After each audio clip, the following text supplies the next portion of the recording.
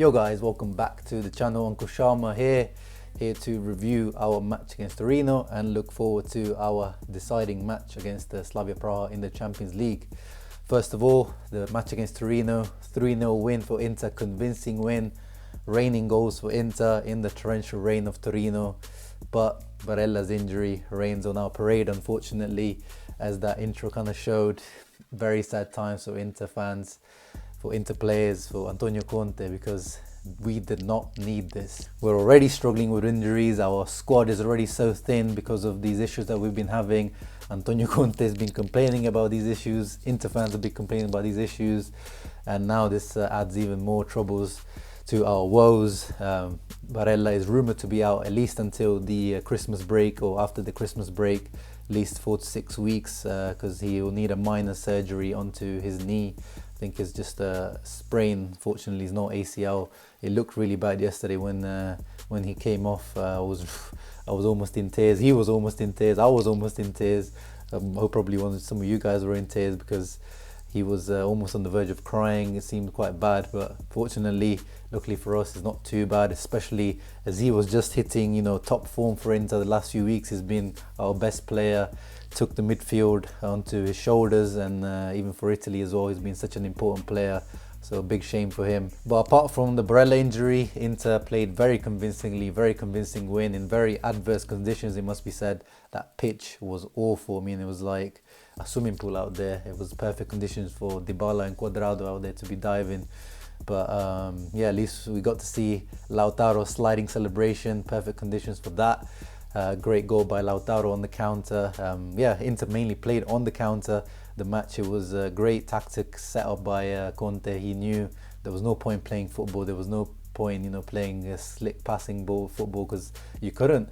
And Torino tried for some reason. They were dominating possession, and we managed to out-battle a very physical Torino team. They play on, physical battling and trying to stop the other opposition from playing, but we didn't let that happen. And yeah, overall very good performance, very happy from the players. I don't think Inter teams in the past could have put in a performance like that in those kind of conditions. Usually, I think some of these Inter teams have been a bit too soft, but under Antonio Conte, no softness. More positive from the match was Borja Valero is alive.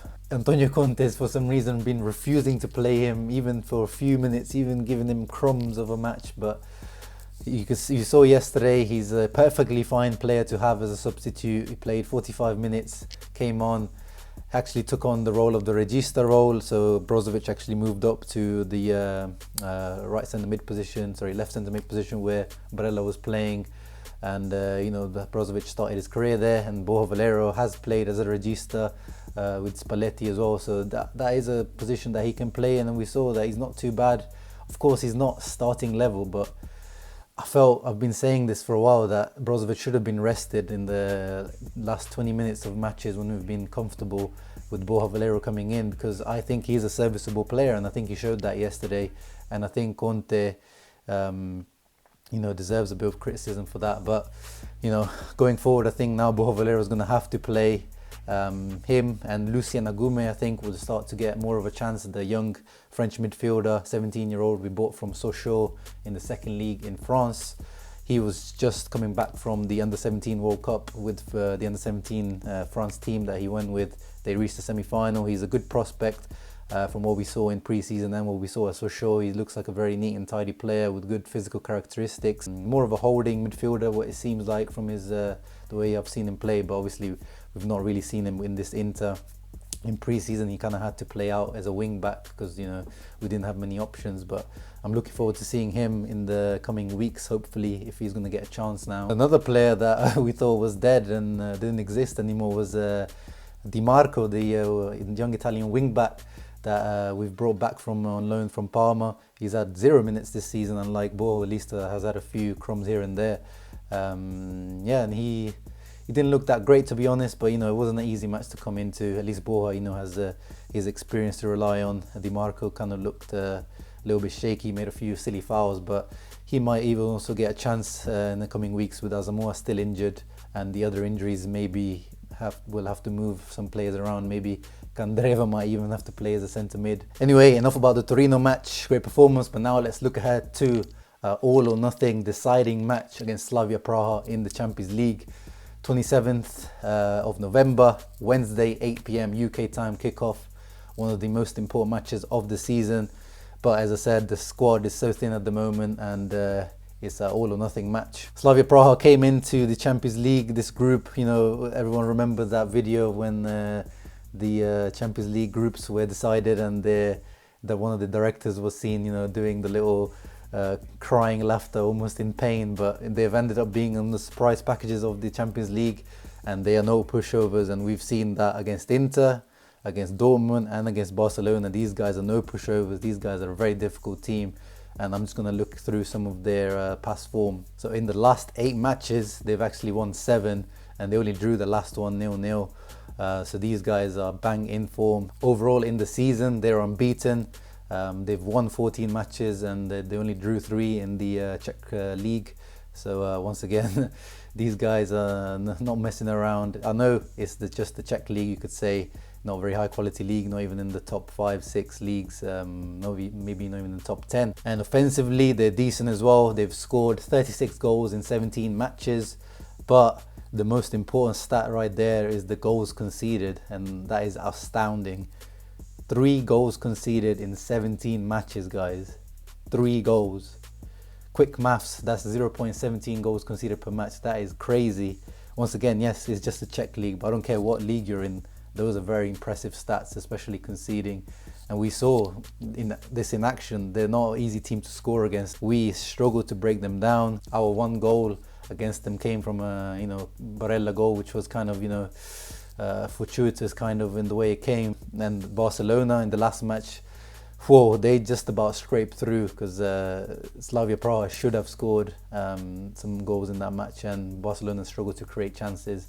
So this match is very, very difficult, and we are away this time. We're not at the San Siro in their stadium, and they're a very vocal fan base, and they will get behind that team, and they will make life difficult for those Inter players, and they better be up for that match. In terms of the danger man, we've seen Ola Inca, of course, the guy who scored against Inter. He's definitely one of the danger men with his pace and running in behind our defense.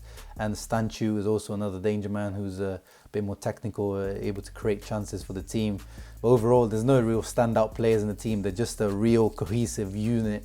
They're very physical, very hard to break down. Everyone knows their jobs, and they usually play a sort of mixture of 4-4-2 diamond or 4-2-3-1. They like to pack the midfield, and yeah, it won't be an easy match, especially with our midfield being so short on numbers. I'm struggling to see how we can get a win out there. But of course, we are Inter. Every single one of our players is better than their players, so we have no excuse. We have to go out there and look for the win, because that's the only way we're going to get through. We have to win all our remaining matches. We have to win against Slavia Praha. We have to win against Barcelona. And if we are Inter, we have to believe in those wins. Injury-wise, as I said, our backs are against the wall.